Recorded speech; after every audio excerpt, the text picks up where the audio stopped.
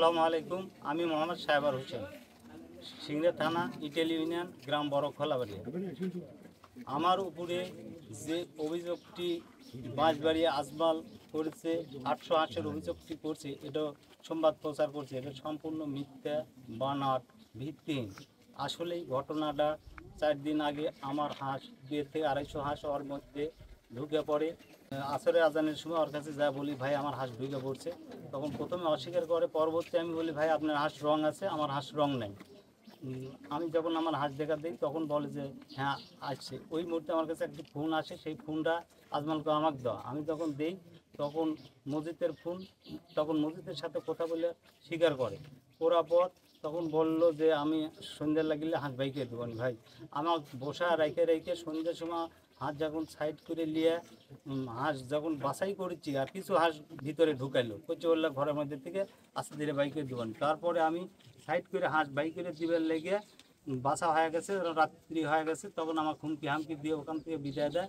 পরবর্তী আমি আমার গ্রামের থেকে একাব্বর মসজিদ আরও খলিল সালাম টালাম লিয়ে যাই, যা বাঁশবেড়িয়া সেলিম আরও আজমল এদের সাথে বসে যার সামনে হাঁস গেছে তাই ওই বলে যে আসছে। তখন এক পর্যায়ে বলে যে কালকে সকালে দেবনি। সকালে যাওয়ার পর হচ্ছে কেন হাত যেভাবে দেওয়ার কথা কয়া হাত ছেড়ে দিয়ে পরবর্তী আমাকে আর দেয় না। এরকম করে 3 দিন 4 দিন ঘুরে নেওয়ার পর হাঁস রাখে।